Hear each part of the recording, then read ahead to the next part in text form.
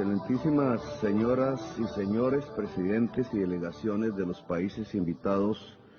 a la conferencia Programa Oficial de la Cumbre Mundial de Gobiernos 2025,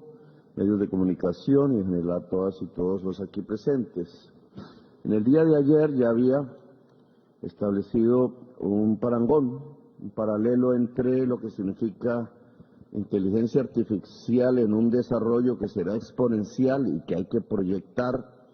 con la crisis climática como el principal problema de la humanidad hoy. En relación al tema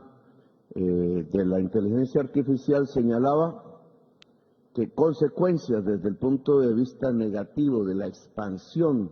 de uno de los instrumentos de mayor capacidad en el desarrollo de las fuerzas productivas, de expansión de la productividad, que en contextos de libre mercado y de capitalismo equivale a una salida en masa de centenares de millones de trabajadores de sus puestos de trabajo. Si estos puestos de trabajo son rutinarios,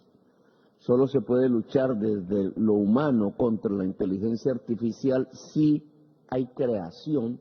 si hay creatividad, si la libertad humana está en su máximo esplendor, porque le puede ganar al conjunto maquinario de ese acumulado muerto de la inteligencia humana que queda depositado a través de los algoritmos en la llamada nube. Solo la creación sobre lo ya alcanzado sería lo exclusivamente humano si la inteligencia artificial no logra ella misma crear pensamiento. Esta perspectiva, dentro de las reglas del mercado y la lógica del capital, equivale a que centenares de millones de trabajadores de puestos rutinarios saldrán en todo el mundo de sus puestos. Es decir, a un crecimiento del conflicto social al interior de cada país, de cada ciudad, intensificado por la diversidad étnica que cada ciudad y cada país ya tiene. El conflicto social se tramitará a través de conflictos étnicos.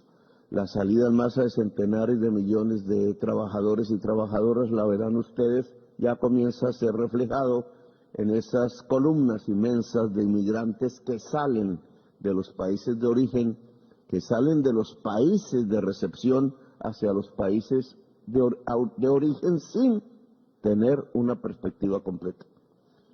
Pero si a esto le articulamos el tema de la crisis climática, que se puede agudizar si los nuevos mecanismos de producción y de productividad desatados por la inteligencia artificial consumen más combustibles fósiles que lo que hoy se consume, pues tendremos un crecimiento en espiral de la crisis y el colapso climático. ¿Qué produce ese colapso climático? Que territorios extensos empiezan a ser invivibles, que territorios extensos expulsan su población actual y que esas cuantías, de acuerdo a los estudios científicos del panel de expertos y de modelos de universidad, podrían alcanzar para el año 2070 3.000 millones de personas que salen del sur y van hacia el norte simplemente buscando agua. Si hacemos confluir los efectos sociales de la inteligencia artificial y los efectos sociales en su primera fase de la crisis climática, dado que el efecto final de uno y otro es la extinción de la humanidad, entonces la pregunta es, ¿qué hacen los gobiernos? Y la respuesta que yo podría adelantar un poco desde mi experiencia es que los gobiernos se quedan cortos, que ya el sujeto de la regulación para la existencia de la vida en el planeta y para la existencia pacífica de la humanidad y su desarrollo deja de ser un gobierno en sí mismo. El concepto nación, que nació hace unos siglos como un regulador de las sociedades y de la economía y como a través de las relaciones diplomáticas y a veces de la guerra, un articulador de la humanidad, hoy empieza a dejar de tener sentido. La inteligencia artificial provoca un colapso social mundial si hay una regulación libre de mercado. Luego, para poder mitigar sus efectos sobre el trabajo humano, sobre la existencia misma,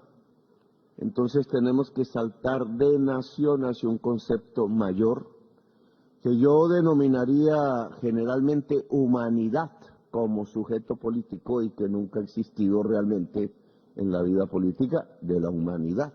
Siempre hemos estado fragmentados, aislados y en guerra. A veces nos hemos puesto de acuerdo,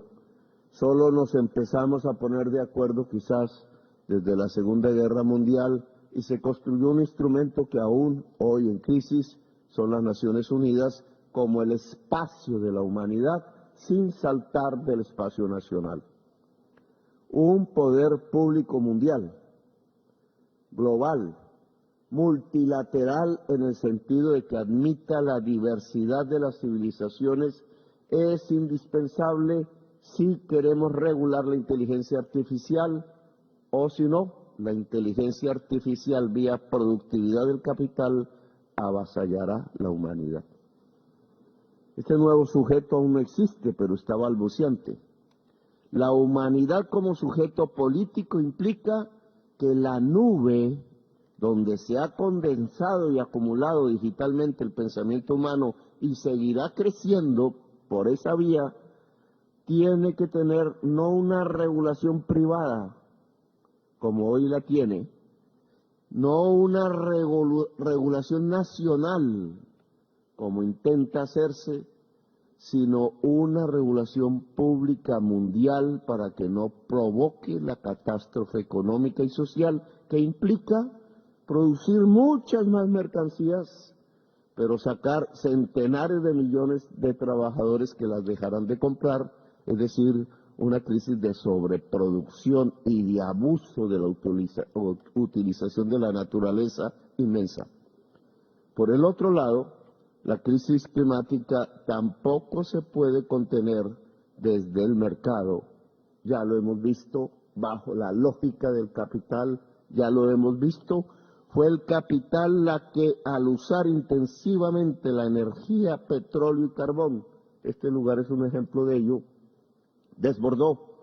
la capacidad atmosférica a través de las emisiones de CO2 y ha hecho el colapso climático. Quien produjo el hecho no lo solucionará. Luego, el neoliberalismo como ideología política mayoritaria del mundo ya no da respuestas a la humanidad, ni el capital. Y por tanto, la crisis climática solo se puede mitigar, detener a partir de un gran plan mundial. Le llamo un plan Marshall de inversiones que implica incluso la reforma bastante profunda del sistema financiero mundial, acabar con los spreads, es decir, con las tasas de interés diferenciadas que golpean al tercer mundo, permitir derechos de emisión de giro, colocar quizás impuestos mundiales a la nube o a la contaminación por CO2 que puedan generar una masa de inversiones hacia las energías limpias masivas, hacia lo que hoy denominamos una economía descarbonizada. Si yo me pongo en perspectiva hacia una regulación como diálogo de civilizaciones, como poder público multilateral y global sobre la inteligencia artificial, aceptando que el conocimiento humano acumulado no es una propiedad privada como la tierra a la cual hay que pagarle una renta, sino que es un bien común de la humanidad, porque es la humanidad la que produjo la nube, y sobre esa base regulamos, y por otro lado, podemos hacer el gran plan Marshall de descarbonización de la economía actual, que puede implicar otras relaciones sociales de producción. Entonces podríamos mitigar y construir en positivo lo que las nuevas energías limpias articuladas a un salto de la inteligencia humana y de la productividad humana pudiera generar, que no es más que un mundo sin necesidades, pero además un mundo altamente libre.